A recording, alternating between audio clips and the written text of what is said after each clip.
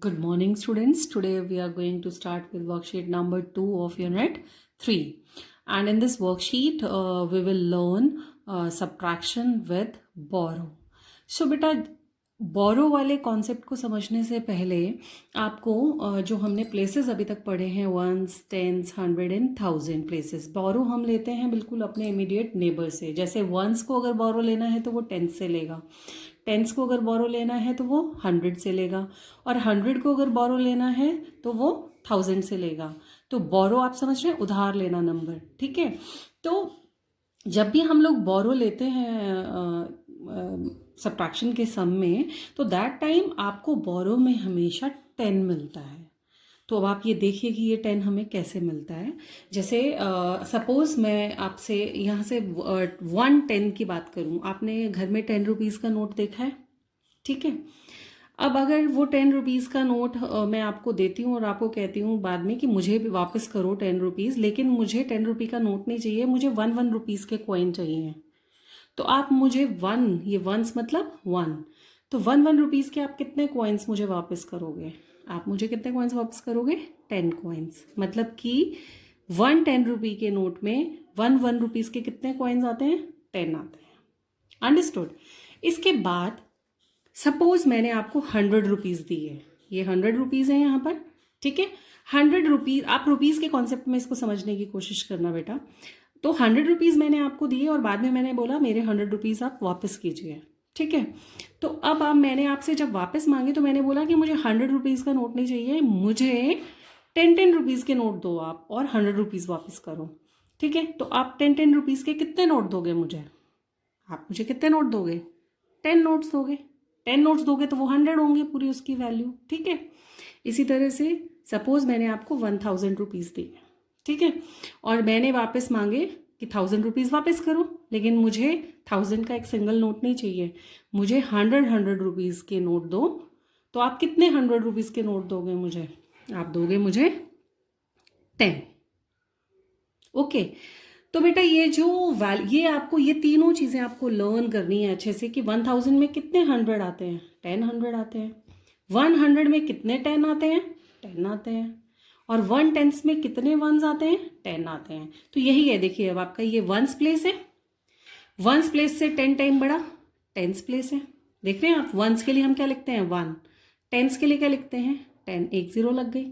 100 के लिए क्या करते हैं? 1 के आगे 2 0, एक 10 और बढ़ गया यहाँ पर. फिर अगर मैं यहाँ पे 100 के आगे एक 0 और लगा दूँ तो ये क्या बन जाता है? 1000. मतलब हर प्लेस अपने पिछले प्लेस से 10 टाइम्स बड़ा है. जैसे जैसे हम 1 से 10 की तरफ जाएंगे, 10 10 टाइम बढ़ गया. फिर 10 से जैसे हम 100 की तरफ जाएंगे फिर 10 और इंक्रीज हो गया. और फिर जैसे ही 1000 के पास जाएंगे वैसे ही 10 और मल्टीप्लाई हो गया वहाँ पर. तो आप देखेंगे कि हर प्लेस 10 टाइम्स बड़ा है. ओके. तो व्हेन जब हम लोग बोरो लेना शुरू करते हैं, जैसे सपोज अब आप इस क्वेश्चन के रेफरेंस में इसको समझने की कोशिश करो कि हमें बोरो में 10 क्यों मिलता है. सपोज अब देखो बेटा, हम जब भी माइनस करना शुरू करते हैं हम कहाँ से शुरू करते हैं? वंस प्लेस से. फिर हम टेंस प्लेस को माइनस करेंगे, फिर 100 को और फिर 1000 को. तो हम वंस प्लेस पे आए. वंस प्लेस पर है 2 - 9. आप 2 में से 9 माइनस कर सकते हैं. मतलब आपके पास 2 बॉल्स हैं और आपने किसी को 9 देनी है. आप कर सकते हैं? नहीं कर सकते. तो ये 2 किससे बोरो लेगा? 8 से बोरो लेगा. और 8 कौन से प्लेस पर है? टेंस प्लेस पर है. और मैंने आपको क्या बताया? जो प्लेस है, जैसे टेंस प्लेस है तो वो 10 ही देगा. अगर 100 प्लेस है तो वो 100 देगा. 1000 प्लेस है तो वो 1000 आपको बोरो देगा. 1000 आपको बोरो देगा. तो अब टेंस ने बोला कि ठीक है मेरे पास 8 टेंस हैं. कितने हैं टेंस के पास? 8 टेंस कितने हैं? 8 हैं. तो उसने बोला कि ठीक है, now I am 7 tens and I am giving you 1 10. लेकिन वो अब यहाँ पे ऑलरेडी उसके पास वंस प्लेस पे क्या वैल्यू है? 2 और 10 उसको मिल गया. तो 10 + 2 इज, ये 2 भी कट के क्या बन गया? 10 + 2 इज 12. अब आप 12 में से 9 माइनस कर सकते हैं. 12 में से 9 आप कैसे माइनस करेंगे? देखिए 9 नंबर माइनस हो चुका है तो 9 के बाद क्या आता है? 10. तो आप 10 से अपनी फिंगर पे काउंट करना शुरू करें. 10 11 एंड 12. आपको 12 तक ही काउंट करना है. कितने नंबर हुए? 1 2 3. You will write here 3. इसके बाद 7 - 7, मतलब 7 है और 7 के 7 ही माइनस हो गए, तो यहाँ पे आ जाएगा 0। Okay, sorry. अब नेक्स्ट है 5 माइनस 6, मतलब आपके पास 5 बॉल्स हैं और आपने किसी को 6 देनी है, तो आप कर सकते हैं ऐसा? नहीं कर सकते, मतलब 5 की वैल्यू कम है। 5 कौन से प्लेस पर है? 100 प्लेस पर है। ओके, तो 500 में से 600 तो माइनस होगा नहीं, तो 5 किससे बोरो लेगा? वो इधर 10 से बोरो नहीं ले सकता, वो हम अपने नेक्स्ट से ही लेगा। तो 100 को बोरो मिलेगा 1000 से, तो 5 किसके पास गया? 1000 के पास गया। 1000 के पास क्या वैल्यू है? देखो 1000 पे 3 लिखा हुआ है, मतलब उसके पास 3000 है, तो 1000 उसको बोरो देगा, लेकिन वो क्या देगा? 1000 देगा। तो आप देखो, ये इसने 1000 दे दिया, ये बन गया 2000। ओके, अब ये बन चुका है 2000, और इस 100 को 500 को क्या मिल चुका है? 1000। अब आप देखो 1000 में कितने 100 थे? ये देख रहे हो, 1000 इज इक्वल टू 10 हंड्रेड्स, मतलब 10 100, उसको बोरो में मिला 10, ऑलरेडी उसके पास कितना है? 5, तो 10 प्लस 5 बिकम्स 15। अब आप 15 माइनस 6 कैसे करेंगे? देखो 6 माइनस हो चुका है, मतलब हम 7 से गिनना शुरू करेंगे, कहाँ तक? 15 तक। तो अब अपनी फिंगर्स पे 7 8 9 10 11 12 13 14 15 यहाँ तक। अब आप काउंट कीजिए कितने नंबर्स हैं ये? 1 2 3 4 5 6 7 8 9। You will get 9 here.